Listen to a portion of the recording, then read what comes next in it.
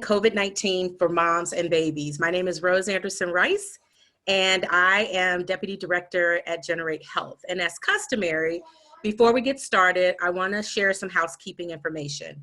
Because of the number of attendees, we have everyone on mute.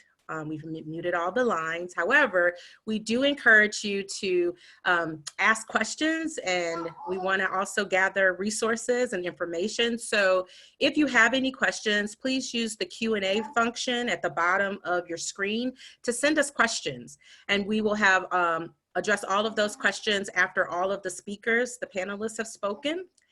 And next, we'd like you to use your chat box for information and resource sharing, because we're going to compile and capture all of that information, and we'll send that out with the call at the, in about 2 days. You'll get the webinar information, the link to the webinar, so that you can share this information and share it widely. We are recording this webinar. This is a webinar, again, we want you to share often and share widely. Not everyone had the opportunity to get on at this specific time, but it's information that we want to get out to everyone. So Generate Health is a maternal and health coalition. We were founded 20 years ago, and our mission is to mobilize the region to advance racial equity and pregnancy outcomes, family well-being, and community health. We see our role in this crisis to convene the maternal and child health community to share information about how people who are pregnant and postpartum are at risk for COVID-19. We want to coordinate resources that respond to the needs of service providers and community members, and we want to identify collective action opportunities. We will begin today by hearing from Rosetta Jackson. Rosetta is the mother of 5 children. She's an active member of the Flourish Community Leaders Cabinet and Flourish More, which stands for Motivated Outreach for the Restoration of Equity. She is leading efforts to meet basic needs and critical supports for families impacted by COVID-19 as the founder of AJR Community Outreach. Rosetta will share important information about community needs and the realities faced by families most impacted by COVID. We appreciate Rosetta's ability to wear multiple hats in this conversation as a Black mom and a community leader serving on the front lines. Following Rosetta, we will hear from Deanna Finch, who's Executive Director at United for Children, and Elisa Zig, who is the Program Officer at United for Children, about early childhood care and education response coordination. Last but not least, we will hear from Tyrone Ford, who's the Director of Service Integration at Catholic Charities, about basic needs response coordination. We will have time again for Q&A after all the speakers have presented. So we want you to please enter all of your questions into the Q&A box that function at the bottom of your screen. And again, if you have any information or resource sharing you'd like to do, we want to put those in the chat box so we can capture that for later. Now I am going to hand it over to Rosetta and let her tell you what she's been up to. Rosetta Jackson, thank you. Thank you, Ms. Rose. Hello, everyone. What I've been up to for the last couple of weeks is really providing services for the families that are in the community with toiletries, household items, and food. During this time is really hard for families to navigate a lot of these resources because they either don't have a job, or once they get to pantries, things are gone, or limited to gas money or rides, so they can't get across town. So it's really been hard on everyone, and it's hitting everyone differently.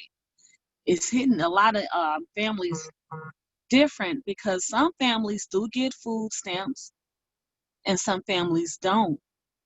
Some families get unemployment and some families don't.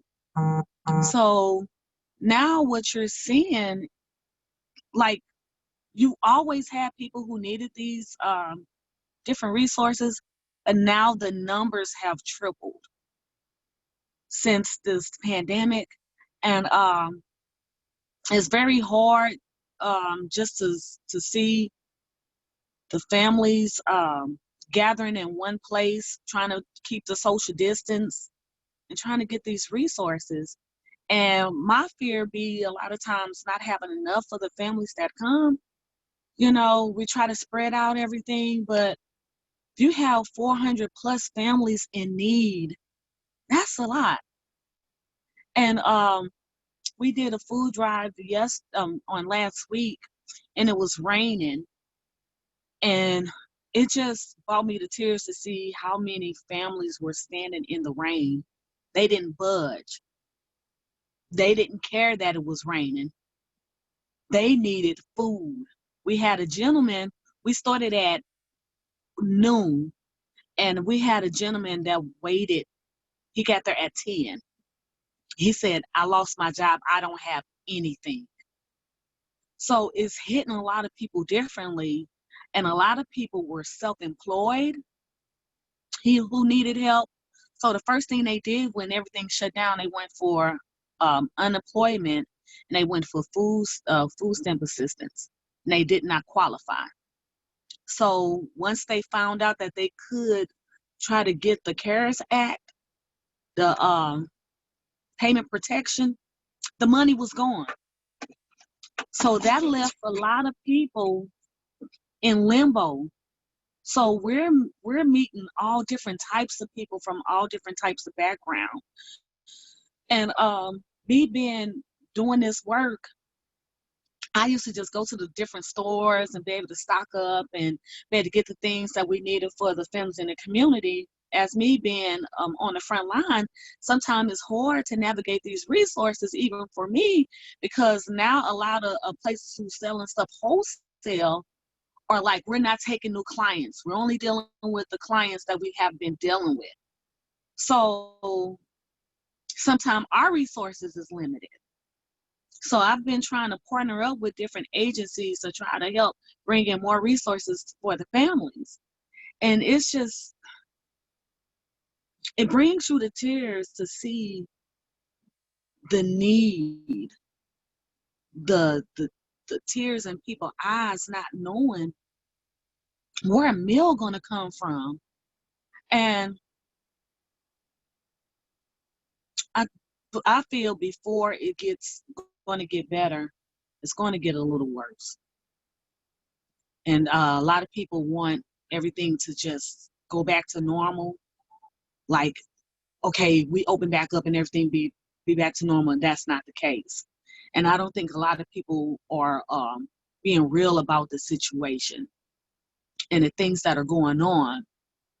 And with me being a mom, and I was telling people, because I think people only view things on one side of the coin, but me being a mom of 5,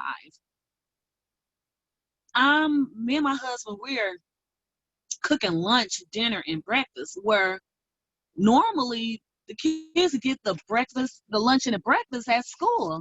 So now that's putting a strain on a lot of families who have to make sure they have lunch, dinner, breakfast, and snacks. So that's putting a strain. So whereas a lot of people that need, that much food, now they're needing that food. And, it's a big joke about, the TP, the toilet paper, and why it's leaving the shelves, and what going on with the toilet paper. I'm like, look, if you're used to your kids going to school and you're at work and you can use like 2 rolls can take you through the week, now you have to rely on 5 or 6 rolls to take you through the week because everybody's home. That's a lot. So it's not that some people are not just buying just to be buying. They're at home and they're using more. So I just think, I think people need to kind of look outside the box and kind of look at things. If it's only 2 of you in a household, it's different from 5 or 6 in a household. We're a house of 7. So we're using more. I'm trying to make sure my kids have milk for breakfast and lunch. So we're running through gallons of milk, and I'm trying to keep them healthy. I'm trying to prepare healthier snacks, you know, like they would get at school. So we're using more toilet paper, more paper towels, more milk. You know, we can do we used to do a gallon of milk, and you know, we good. Mm-mm. So I just want everybody to see things, you know, things are hitting families a lot different than what it was in the beginning. And it's like the smaller organizations are hurting too, because a lot of people are donating to more the bigger organizations. So it's like people rely on us for services. So it's hard. So I've been trying to pull a lot of people, you know, different agencies to help. And like I'm not only servicing families, I'm servicing agencies too and churches. They call me, you know, do you have anything extra? You know, because we do this for the homeless. We do this, you know, we're doing this. So it's really the dynamics of everything have changed. So I'm just asking everybody to just think differently on how you're viewing the situation and how you're viewing families in the community. And then I'm asking everybody to think differently and view things differently, how you're viewing smaller organizations, because we're also providing, you know, for the families as well. But a lot of time the donations, they're going to go to a bigger, you know, organization, and which is fine. But if you have a big organization who is giving out on the north side, and you have families, which I am in the South City community, they can't get to them resources. So we've the last 2 weeks we've serviced over 350 families with boxes of food and stuff, and the word is getting out. So today we might reach the 400 to the 450 mark with the families. And again, it's raining. And again, the family's going to be in the rain, and they're going to be waiting on resources.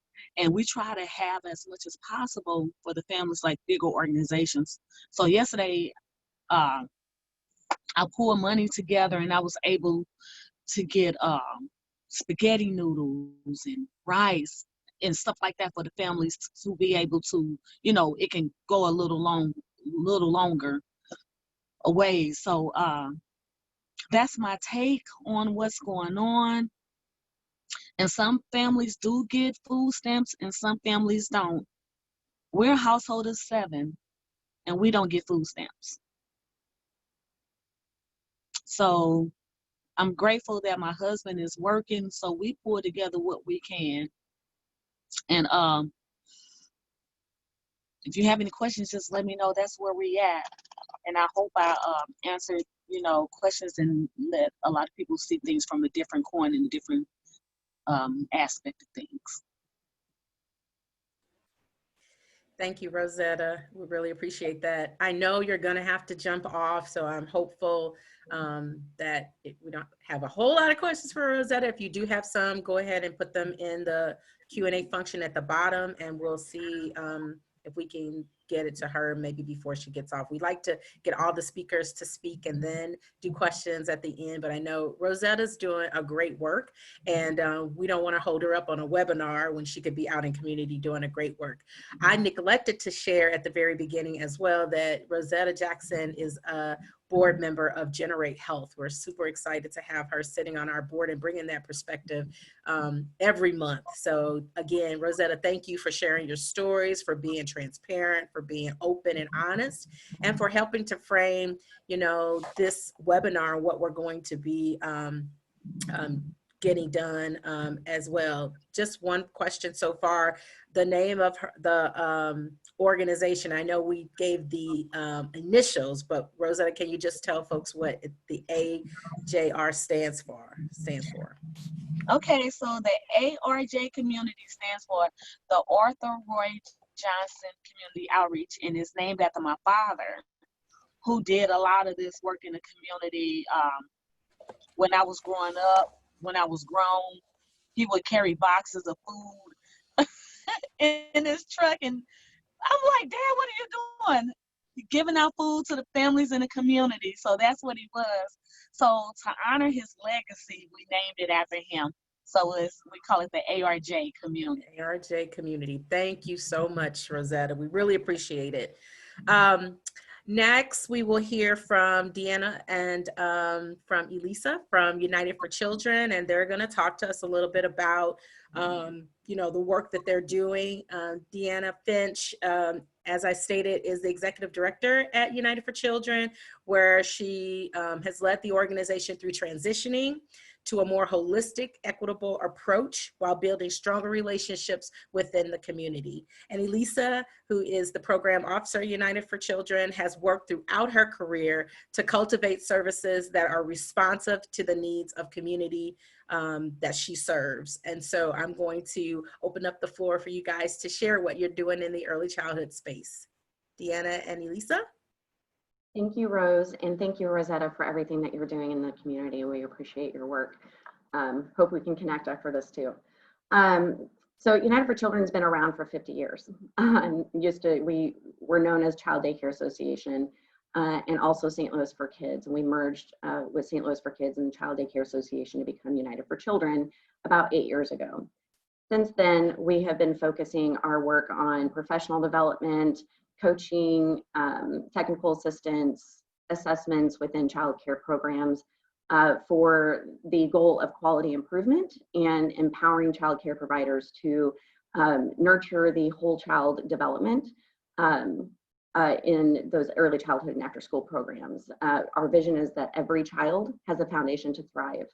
And that means that we are looking at our work through an equitable lens when there are so many disparities between a community of affluence and those who do not. And so in the last couple of years, we have been transitioning our work. We have a new strategic plan, and we've been in the middle of implementing that and doing more studies with that. And then the COVID-19 happened. We immediately saw that in our work, we aim to meet child care providers, children and their families where they're at, and where we're all at is in the middle of this COVID storm. When we look at Maslow's hierarchy of needs, basic needs are what is needed to prevent trauma, negative interactions with adults and children and amongst themselves.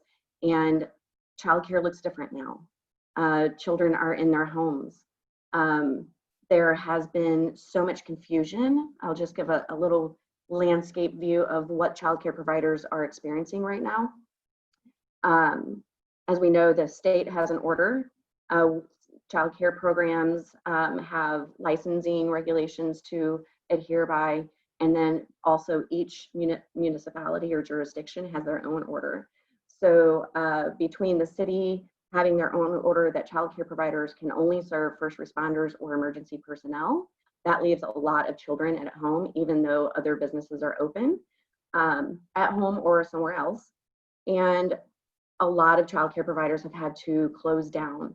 In the county of St. Louis, you can serve first responders and necessary employees of essential business, but a lot of businesses are closed down. So even in that area, many childcare providers have had to close down. There are thousands, over 1,000 childcare providers and in-home family providers in the St. Louis City and County alone, and only 1/3 of them are able to be open right now. So that is a lot of children at home or somewhere else.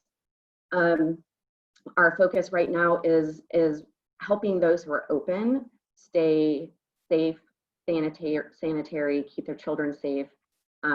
We joined forces with the regional response team about 6 weeks ago now, that is led by Dr. Jason Purnell, and we have an ECE, early childhood education subcommittee for that, which includes organizations like We Power, Skip and Bee, childcare providers, including Urban Sprouts, St. Charles Community Childhood Center, Southside Early Childhood Center, and many others, to be able to see where childcare providers are right now and how we can respond to their needs, exactly where they're at. Our goal first is to slow down and stop the virus so that we can get back to business, get back to children being in safe environments, in an environment where they can be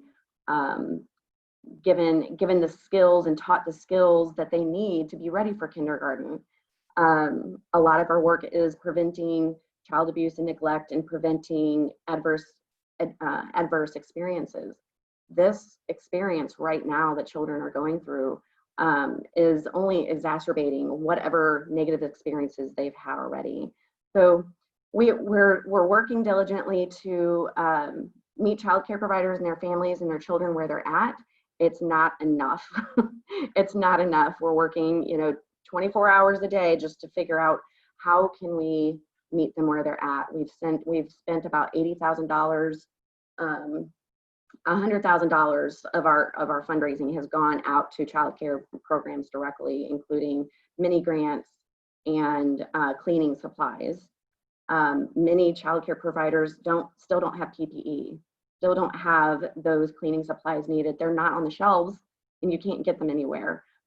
So that's right now what United for Children is focusing on, is getting them their supplies, planning for the future of what it looks like to reopen. And the landscape is never going to be the same. Many of those closed childcare providers are not going to be able to reopen. Rosetta, you talked about the small agencies not being able to apply for the CARES Act loans. Many childcare providers missed out on that. And there's just not enough money to go around right now to ensure that everyone is going to be able to reopen. We have to think about how can we make sure that childcare providers can reopen safely and provide them quality improvement services even more than we have been before, because that's going to be needed. Inclusion services that is going to work with children with challenging behaviors and special needs. They're extremely high risk right now. Children who have autism or ADHD, any special needs, they're needing more care now too. So it's a scary time for childcare providers and families. I will say that. Elisa, would you like to fill in the gaps for me? Thanks so much, Deanna. And thank you all for taking time out of your day to be here or to watch this webinar later. To learn from each other is the best way that we can support and build up our community, strengthen our connections with one another, and share, because we all have a key piece of information that somebody else doesn't. So again, thank you. One of the things that, as Deanna was talking and as Rosetta were both speaking, thinking about the reality of people that are in need, just to kind of frame it a little bit, when we are talking with our childcare programs, the larger childcare programs, just within 1 week, need over 2,000 masks to be able to use them appropriately and effectively with children. That's a whole lot of masks to be able to follow the requirements and the regulations that are being put forth by the health organizations. How do we make that happen is really what we're trying to connect those dots. How can we make it happen that our childcare providers are seen within the community as essential, that they are seen within the community as the key piece to be able to help our physicians and our police officers and our nurses and our grocery store workers and gas station workers and everybody else to be able to work and continue to function. It takes our childcare providers to be able to do that. And so that's the reality of what we're trying to do, is help bring awareness to how important and how critical they are within the whole landscape of how our society works, and then help them be able to do what they do fantastically, help them be able to continue to do that. And so one of the questions that was asked of the panelists is, what can you do? And so that's what I want to really hit on, is if you on this call have a connection to help us get masks, get gloves, get cleaning supplies for our childcare providers to be able to provide a high quality and safe environment for their children, let us know. We need that information. The other thing that we are working to do is keeping a tab and a pulse on what our childcare programs need, so that we can communicate that with our organizations that we're working with to get those needed items to them. So we need volunteers, especially if you have experience or knowledge of the early childhood or school age, before and after school care landscape and that particular piece of the work. Let me know. I know they're going to share our contact information, but we need volunteers to help us just reach out and talk to those providers and ask, what can we help get you so that you can do the wonderful work that you are doing? Those are two really big things. And then the last big thing is I also just ask that you thank someone who is caring for children. It goes a long way to just hear that people value them and value the work that they do. That's huge. So please thank someone who's caring for our children, and just help them really understand that you see that the work that they're doing is making a difference, not only now, but for the future of all of our children and youth. Absolutely. Do we have time? I don't want to go over. Okay. Something else that we're doing is it's really important to make sure that we are not talking down to childcare providers or our communities, regardless of who's doing the work, that we are incorporating them into and inputting and being part of the work. We've created an advisory board made up, advisory group made up of childcare providers. They're part of our decision making now and will be in the future as well. And that's so important to make sure that we're meeting people where they are, and not just going along doing busy work and thinking that you're making a difference, but making a difference exactly how they need, where they need. Then that's what's making the biggest difference. We have listening sessions and community discussions every Wednesday at 6 p.m. Via Zoom, so that this is also a time for people to network and communicate amongst themselves and share unique solutions to their challenges where there is no other guidance.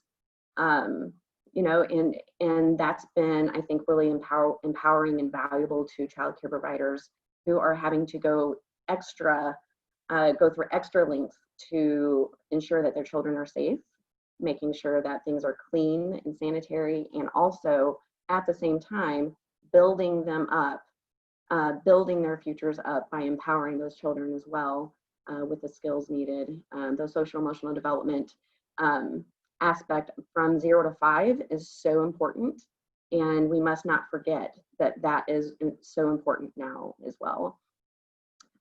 We had a couple of questions about masks, if childcare providers are able to use cloth masks.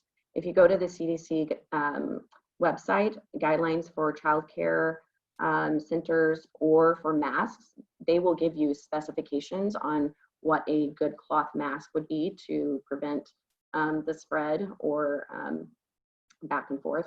And if you're going along those guidelines, then yes, you can use a cloth mask in a childcare setting. And there was another question about childcare providers opening on May 4th. That again, it's up to every jurisdiction. So in the city of St. Louis, no, childcare providers cannot reopen on May 4th. They have to go along with the St. Louis city orders, which is right now till May 15th, and then they will let us know if it will be extended past that. So we just have to wait, and same with the county. So look to your specific counties that you work in to find out what the reopen dates are.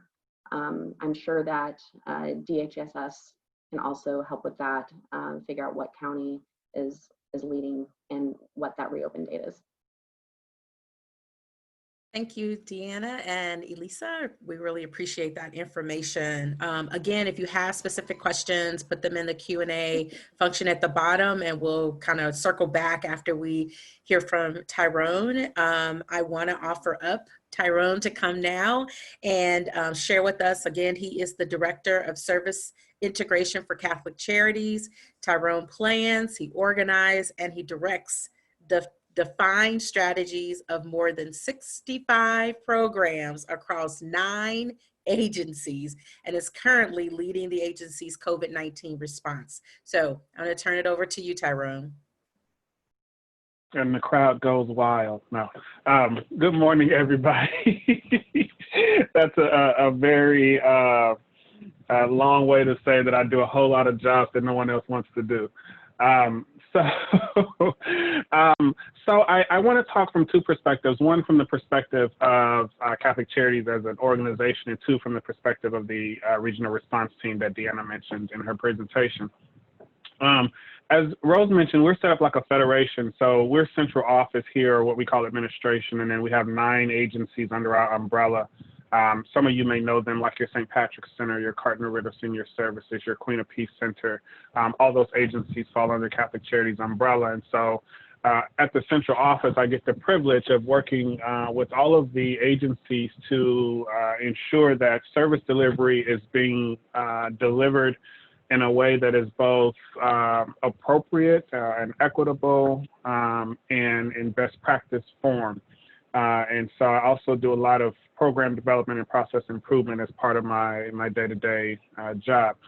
My other job is over new projects as well as disaster recovery. And I mentioned disaster recovery because I want to talk a little bit about how we considered this a disaster even before the federal government considered it a disaster. The minute we started hearing the rumblings that this was a big deal, that it was becoming a pandemic, I took the opportunity to stand up our disaster recovery function. And what that did for me was it allowed me to move staff around to handle COVID-19 response. It also allowed me to free up some funding that was in our disaster bucket to also provide some response and some basic needs. And we're into this probably $40,000, $50,000 in just under a month of working in this area. And we have historically served in the basic needs arena. One of the things that Catholic Charities does really, really, really well is raise money. We do that very well. We work with a lot of partners, and I put in the chat to have Rosetta to call me, but I think Deanna and maybe Rose, you guys need to call me too, because while we can't necessarily donate money to agencies, we will help agencies get money to their clients, right? So it's a similar thing, it's just that it comes through you to the client, and so we need to work that out. But what I really want to talk about is basic needs, and Deanna mentioned it in her presentation. Basic needs really underpins everything else. You cannot work on anything if you're not safe, sanitary, and secure, which is what we use in the disaster world. Maslow will say everybody needs a safe place to sleep, right? And so it's hard for people to worry about a job or worry about a kid or worry about anything else if they are not safe and if they are not fed themselves. How can they feed someone else? How can they worry about what's going to happen the next day if they don't have that? And so as part of Catholic Charities, we take the opportunity to supply basic needs in several forms. One is financial assistance, which is what we did immediately following this. Some of you have mentioned that people can't get food and cleaning supplies and PPE and all of that. And so we serve about 100,000 people a year. And so we have suppliers, and we're very fortunate in that we have an advocacy department, and we have people on staff who work with vendors. And so we were able to get 20 or 30,000 masks right off the bat to disseminate to the agencies who are serving direct clients And some of them do have daycares at their agency. We have a lot of agencies that deal with seniors and things like that. And so we wanted to make sure that we took that opportunity to do that. But we also started handing out $50 and $100 gift cards so that people who did have access to stores or access to transportation could go and purchase those things when they were available. Even those of us who don't need the gift cards are having a hard time finding materials and household items and goods, but we wanted to put the money in their hands so that they could. And one of the things that we did was part of this thinking outside of the box is if somebody's already struggling with transportation, it's going to cost them, $10 to come get $25. So we increased the amount that we were giving from 25 to 50 for one person. And so for a family of 4, you could get $200. And then you could tell a story and probably get $250 if you were really pulling at the heartstrings here. But we stopped doing the sort of minimalistic, and I think Deanna mentioned it, looking down on folks and saying, oh, they should be happy for the $25, which some people think that that's okay for a single individual. It's really not. That doesn't go far. And so we minimalize our financial distribution to $50 for a single individual, which helps a lot because you could spend 10 and you still have 40. The other thing we did for those that are in outlying areas or areas that are very far, so take your North County coming down to Central West End, that's a long trek on 3, maybe 4 buses. So we started on a very small scale sending out gift cards via mail. And so you would call, you would tell us what your COVID story is, and then we would say, okay, we'll send you some gift cards via mail for those that had extreme difficulty getting to us. Historically, we wouldn't do that. We don't know who we're sending gift cards to. Anybody could call and say, I've been affected by COVID. But we're trusting that the community needs help, and we know they do. We've seen it, and our partners tell us as such. So that was one way we thought outside of the box. And in keeping with PPE, those that do come to the building, we've set up protocols so that they can still come in, get served, get assistance without interacting with the staff per se directly. So we had to think about, and I think all of us have had to change our processes and procedures around COVID and how we protect both our staff and the clients that are coming in. And back to the basic needs. Basic needs is different for everybody. Some people may need toiletry and household items. Some people may need a bus ticket or transportation. Some people may need childcare. Some people may need a number of things. If it's rent, if it's utilities, if it's I don't have shoes, or I was one paycheck away from getting my 4-year-old who's growing rapidly into some new clothes, and now I can't because COVID has laid me off. So we've been very flexible in what we consider basic needs, and not really limiting it to traditional thought of what basic needs is, which is your household items, your prescription medications, things like that. So anybody that's really had an effect from COVID, we're trying to assist. And we're partnering with agencies to do the same thing. So we partner with your St. Vincent de Paul, your Salvation Army, a lot of the local churches in the area who are doing distribution sites. One of the things we did was we partnered with St. Vincent de Paul, and we gave them, I think, $25,000 in gift cards to attach a gift card to every box of food that they handed out.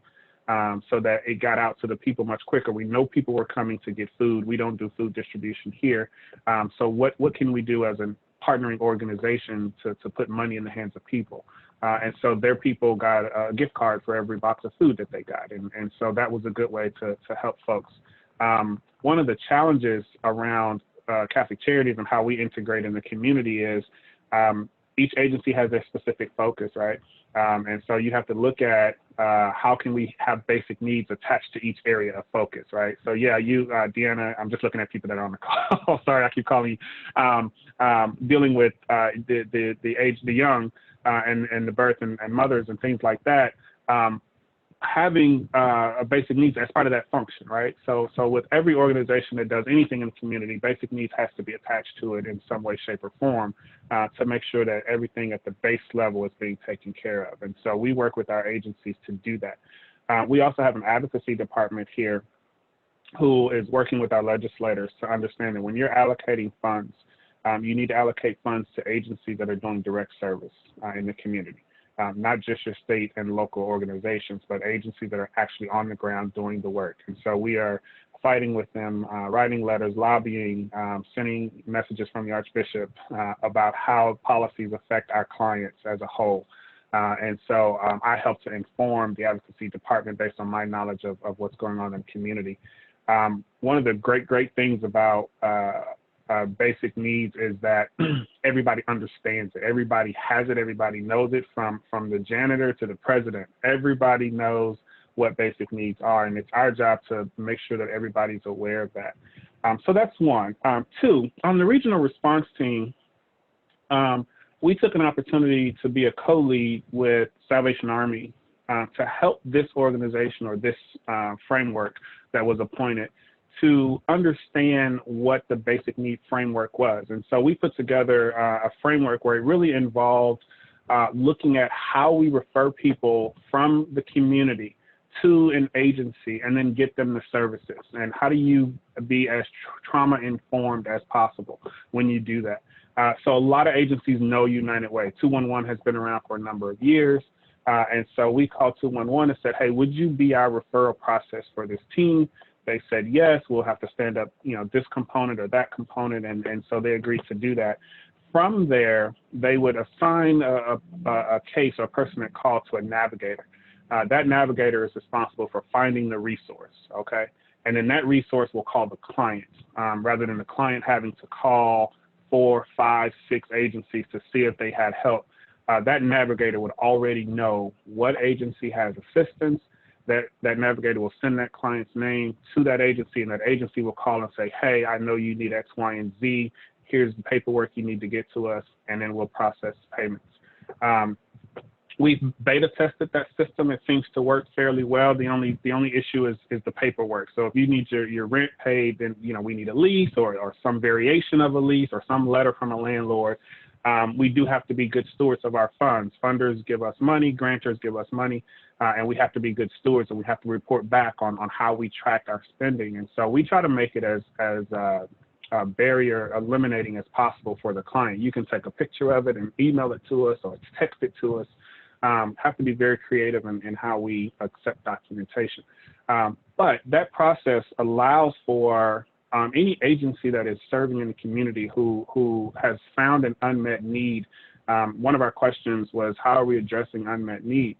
And that is by, when we apply for certain funding, we ask for unrestricted dollars. And so unrestricted dollars allows us to pretty much take care of everything. We got calls for crutches. We get calls for walkers or different things that wouldn't be traditionally covered by other entities, or someone who does not have insurance or something like that. And so we allow these people to call. They call 211, they get a navigator. The navigator finds the resource. And then what we do is once that resource is provided or that service is provided to the client, they then the agency would tell United Way, hey, we serve this client, case closed, case done. And that's a closed loop process. One of the barriers, particularly in St. Louis, there's hundreds of nonprofits. We get a bunch of referrals, but no one kind of knows if the person actually got served, and there's no follow-up. And one thing I was very adamant about is that there had to be follow-up. If we get a 65-year-old senior or a 25-year-old with a child who needs formula or diapers or whatever, I want to know that we help that client. And so having that agency circle back with United Way, here's the client, here's the service that was provided, let's move on to the next one. So it allows for us to kind of get a lot of people through the process. It releases a whole lot of tension and stress on that process by having a centralized intake and navigation system. And so we are very, very diligent in working with everybody on the regional response team. So we started off with seniors, disabled, and homebound, and I think we're moving over to childcare, I believe, and education as the next phase of this, and then we'll move on to some other things. What's also a part of that is the homeless population, particularly those that are coming out of the hospital with COVID as a diagnosis. So we're working on that on the back end, but that is essentially what we're working on with the regional response team and then Catholic Charities as a whole. So I would encourage everybody to, one, have the conversation. I think Rosetta did a great job of telling the need. If we don't know the need, we don't know how to respond to it. So these panels, writing to your local agency, and not just your legislator. I tell people, write to the agency, send the agency the email. I get a number of emails at our info at CCSTL that just say, hey, I need help, and telling us what the issue is. Community advisory panels usually have residents of a community or people in the community, a part of them. Join one. That's a good way to help and get the word out. Also, something that's tangible. We have donors who will match dollar for dollar. So I tell people, if you give $1, somebody will give $1. Give $10 to an organization if you can, if you're fortunate enough to do so, and then somebody will match that. We have partnerships with, say, the owner of 5 McDonald's in the area, and he'll say, Tyrone, for every $100 you give, we'll match you 100. And so people that give, small amounts add up to large amounts, and then that money goes right back through. The other thing that we do, and not every agency is able to do this, 100% of everything we get for a particular response goes out the door to the client. We don't take admin, we don't take overhead or pen, papers, products, things like that do cost money. But we have funders that are saying, okay, we know that there are funders that are only going to fund direct need. We want to fund admin. And so you have to be good with your diverse funding sources. So I would just say, in terms of basic needs, we want to make sure that the communication is being had around what everyone needs. If there is an issue that is not being addressed, agencies like Catholic Charities, who have some flexible funding, Rosetta mentioned earlier, sort of big organizations, I consider us pretty large, but also consider us partnering with everyone from other large organizations to very small organizations. We have startup organizations, Tabernacle Community Development in North St. Louis City, doing some great things around housing and young moms, actually, that he's putting in homes. And so he called us and said, hey, I got young moms who have kids, they need help.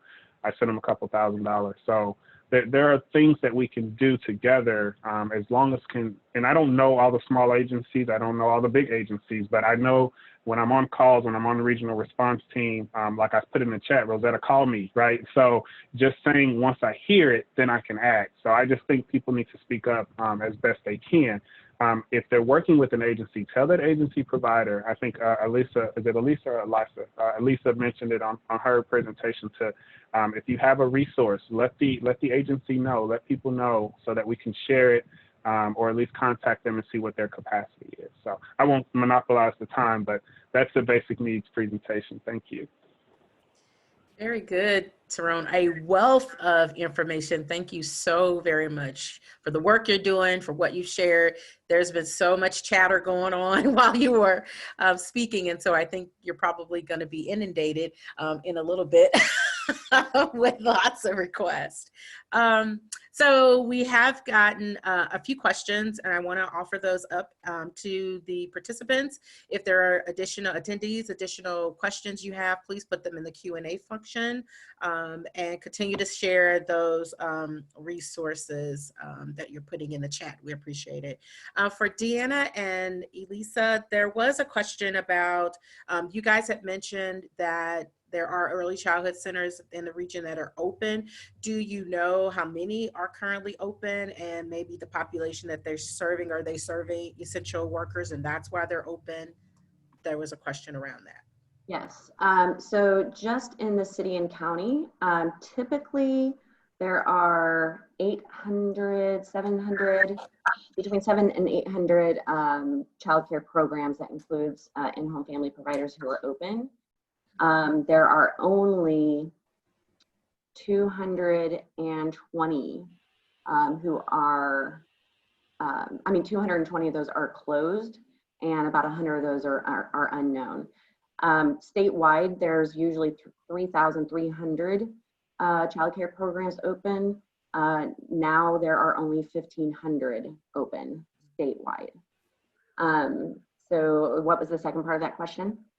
Oh, it's just, yeah. Mostly because they were only able to open if they have PPE and they're able to serve whatever jurisdiction is saying who they could serve. So again, in the city of St. Louis, only emergency responders and emergency personnel or first responders. In the county, first responders or necessary employees of essential business. So they listed you know, the essential businesses that they deemed they need to stay open, say utility companies or grocery stores, those kind of things. And then those businesses would decide who's necessary to keep operations going. And then those children of those employees can be served in the county. So that is the demand, with many people losing their job as well. The demand of childcare is decreased right now. But as we go to a phased reopening of businesses, then we need to be able to get these childcare providers reopened. The loss of income has been disastrous for many of these under-resourced, lower income community childcare centers. And without funding, without even if it's the CARES Act loan, that has to be paid back. It's just putting them into another cycle of poverty-stricken challenges, and it's going to be very difficult. So we're advocating, along with Child Care Aware Missouri and Kids Win and many others, for funding from the government to go directly to our child care programs so they can reopen safely and get them the resources that they need, and also to get more subsidies for families. That subsidy line, that income requirement is still too low. We need to increase that line so that more families can get subsidies for the children and can afford childcare. Yes. I keep thinking about, sorry, I have an echo for some reason. You talked a little bit, Deanna, about advocating. And so I was going to ask both you and Tyrone, in terms of policies or policy work or advocating on behalf of a specific type of policy, how can the attendees who are on this webinar be able to support? Where can they go to connect with you, Child Care Aware, and others to talk to, legislators or whomever, so that we can make sure? I think folks aren't thinking about that. Like when you open the county and the city back up, those folks, the adults who are going to go to work, they have children who are at home. Those children who aren't school age per se need somewhere to go. Where are their children supposed to go? So how do we, as attendees, help support any type of policy work or advocacy work that needs to happen? And the same with you, Tyrone. You talked a little bit about that, but can you speak to it a little bit more? Sure, I'll jump in there first. So a couple of very easy things that people can do is identify your local legislator, your county representative, or even go so far as to find, some communities have block captains and city councilmen and mayors. Those are all publicly listed. If you have access to any internet at all, you can find them. Put in your address and it'll tell you who it is. Something simple as a phone call and an email or a letter to them to let them know what your concerns are. These people are all elected officials, so they are supposed to take their constituents seriously when they send emails and letters. But they generally respond to them, or they have a staff member who will respond to them, and then you have something tangible that you can take back. Also, in terms of state, well, let's go back to the county. You take your mayor of St. Louis City, you take your Sam Pages of the world, who control the parks and who control certain county services and ordinances and things like that can be either relaxed or more stringent if they need to be. And then you take your governor, who is in charge of the state regulating bodies in terms of access to reopening and when they reopen and how they reopen. Those are some things that if you have concerns about, we talked about PPE, that if you're an essential worker or even you're reopening and you need to go back to work and the daycare is not open because of whatever reason, that there may be certain things that need to be put in place for that daycare to open, that the state or even the local jurisdictions can save for or solve for. So I think advocacy is such a broad spectrum of things that can be done, but certain very simple that most people can do is call and send an email or write a letter to your local, your county, and your state representatives to let them know what your thoughts, what your concerns are. And what I always do is put in a request to make them say no, or make them find the money to do whatever it is that needs to be done. But if enough people have the same issue, they're going to be forced to act. Deanna, you want to go? Yeah, ditto all of that. And remember that childcare is not just for those with young children. Without childcare, our economy cannot survive. Women cannot go to work, cannot go to school without childcare. Children will not be prepared for kindergarten and beyond without childcare. And we're talking specifically about under-resourced communities. But even in an affluent community, I keep saying this, that even if a parent can stay home with their child, that child still needs to be in group settings, still needs to be learning how to make friends and how to take direction from other people outside of their family, how to regulate themselves, those kind of things. So it's really important that childcare is here, not just now, but forever, and supported.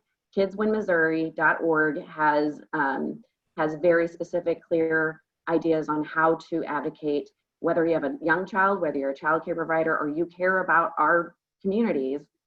Go through KidsWinMissouri.org, and I shared it with all the attendees, and they will give you specific talking points and what to do and how to do that. Is there anything I missed, Elisa? She's my second brain. I will just add, if I could just piggyback, just to reiterate, you said it and it crossed my mind.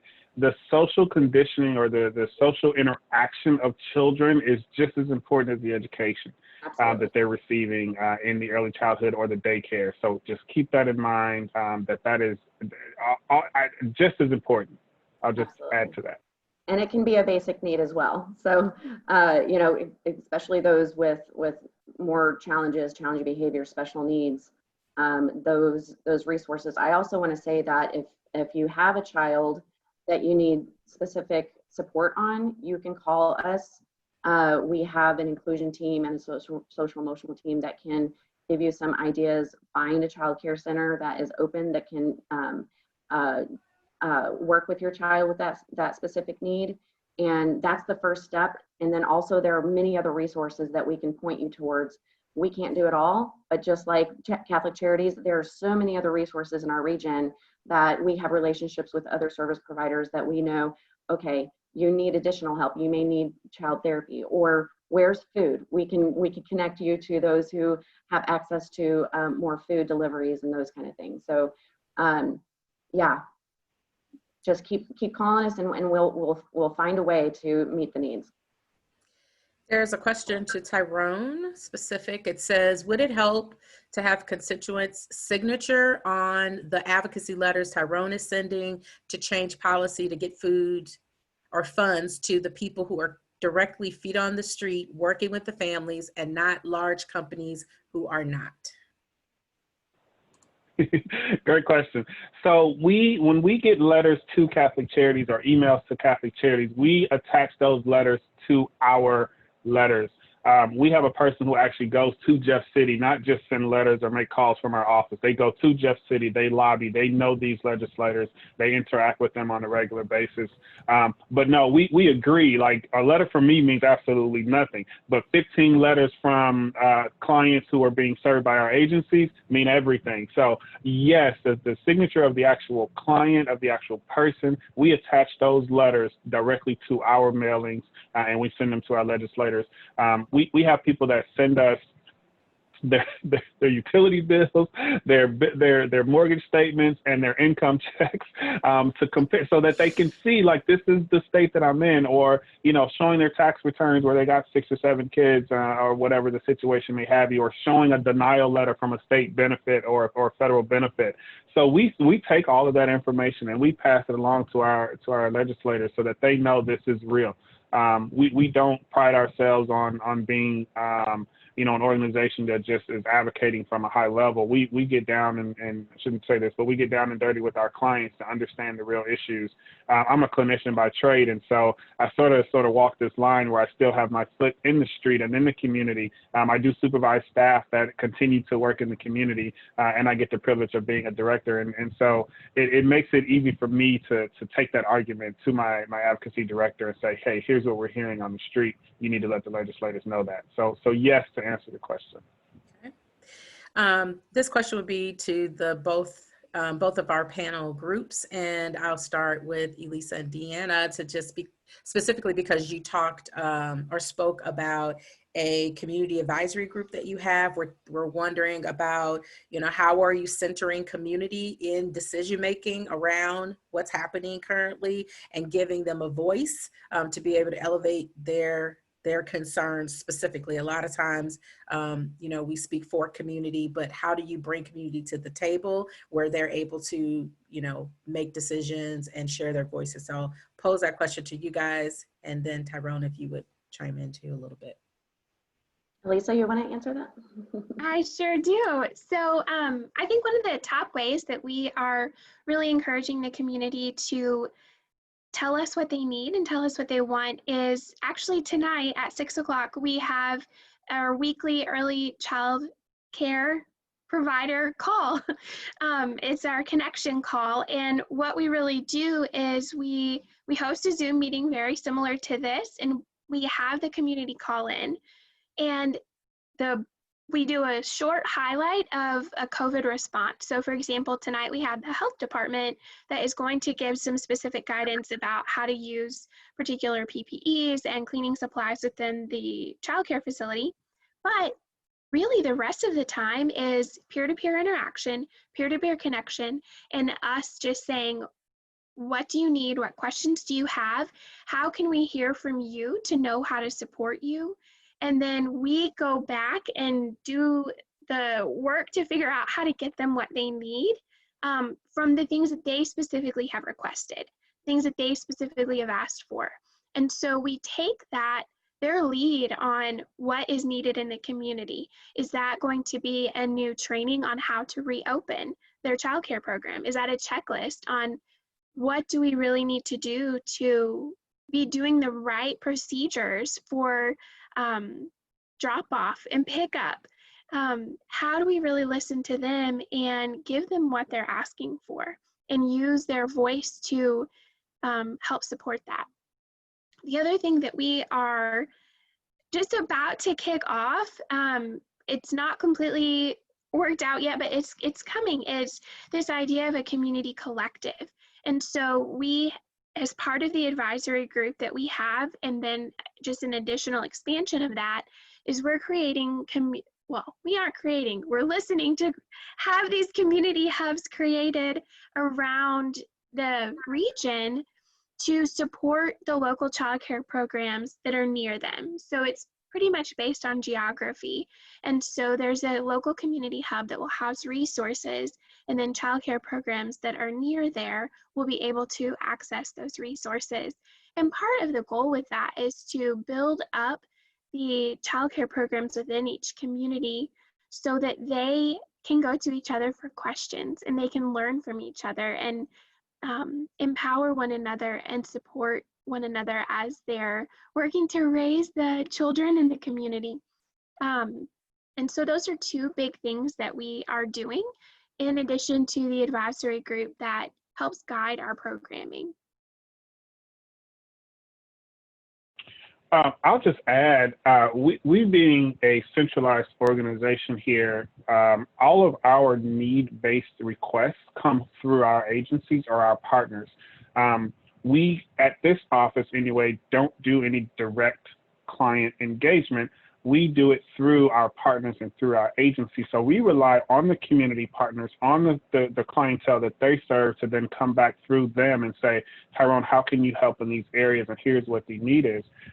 One thing that we really pride ourselves on is meeting unmet needs. There are a bunch of organizations out there that are doing a bunch of great work with the resources that they have. We like to be that organization where people say, Tyrone, we've exhausted all other possibilities. Here's where you come in. And we generally can do that. And so, to Lisa's point, I think going to the forums, going to the council, speaking what direct need, and this is where I mentioned earlier about being flexible with that need. We have literally almost not said no to anything. Did I just double negative there? We have not said no to anything that has come as a request, as long as in this age it's related to COVID. We're even flexible there. If it's mildly, loosely related to COVID, we're trying to help. It may be something that was already exacerbating itself, and then COVID just sort of pushed it on into oblivion. So we that's how we listen. We take information from our partners, and then we take that information and we go to our executive team and say, okay, we need to be talking to our funders about this need. Or when there's a funder that says, Tyrone, how can I help? I got $10,000 or I got $1,000. We had somebody give us $1,000 for supplies. We immediately went out and got bleach, right?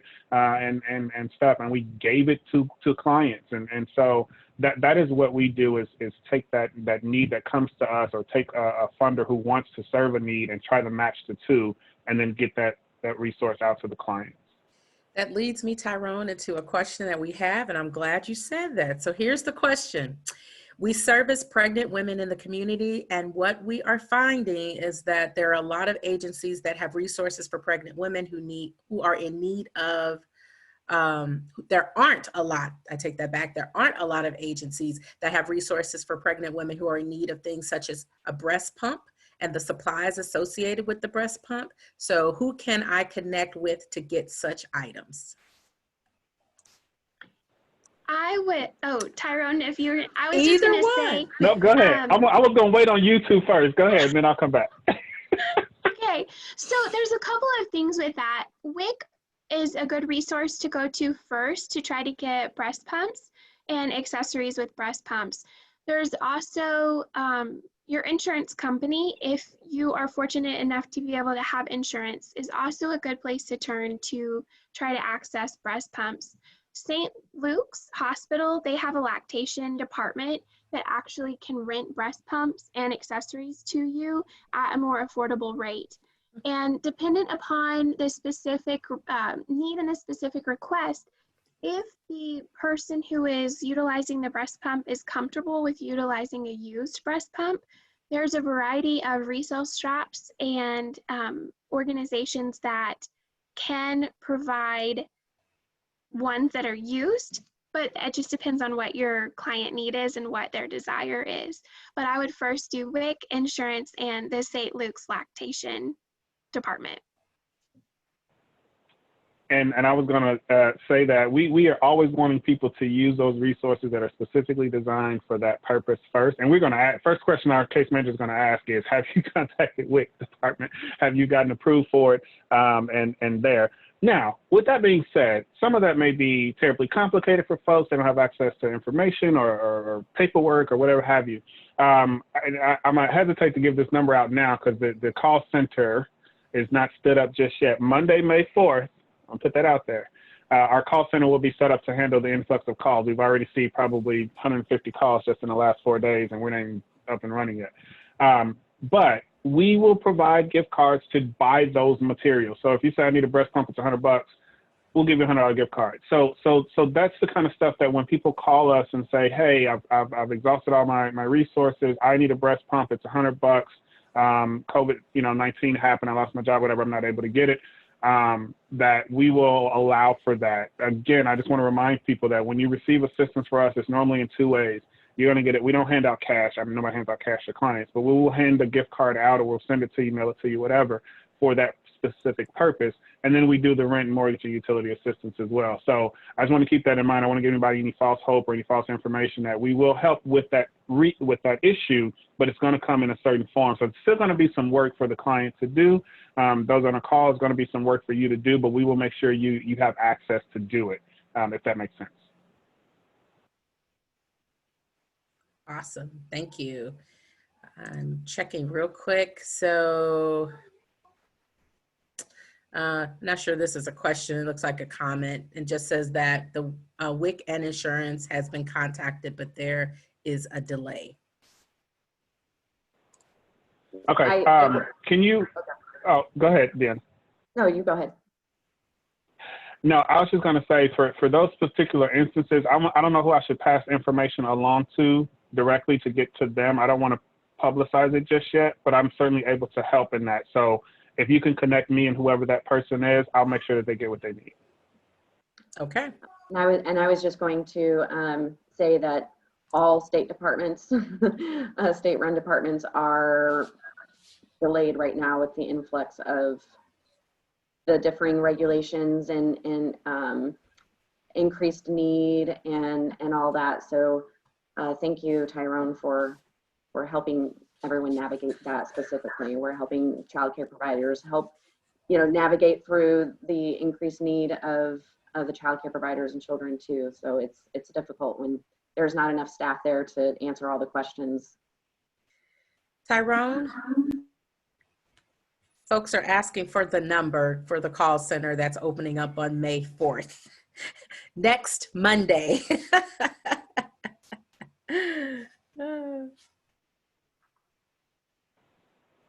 Stand by, Rose. I just want to make sure I got the right. Okay, so he's going to be making sure he has the right number, and we will get that shared. If you can't share it on the call today, we could definitely put it in the resources that will be compiled and sent out to everyone who is registered for this webinar in the next couple of days. We'll get that out to you, the link to this recording, as well as all of the resources that have been shared in the chat box. A lot of resources have been shared, and thank you so much for doing that. I want to say thank you to Rosetta in her absence. Of course, she had to run off because she's giving out some food to families, and we're excited that she's on the ground doing that work. Okay. Tyrone, you feel comfortable with me giving that number out now? Okay. So here's the number, everyone.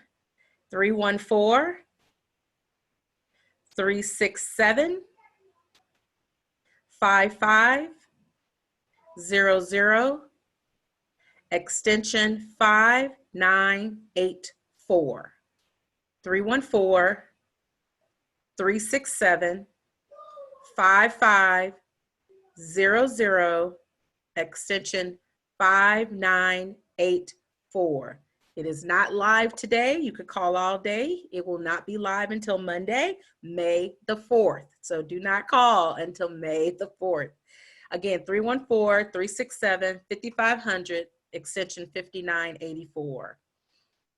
Thank you guys so very much. Again, thank you, Deanna, and thank you, Lisa, and thank you, Tyrone. You guys have been a wealth of information, and we're just really thankful and grateful that you took time out of your busy schedules to hop on a webinar with us, to participate with the attendees who are all on.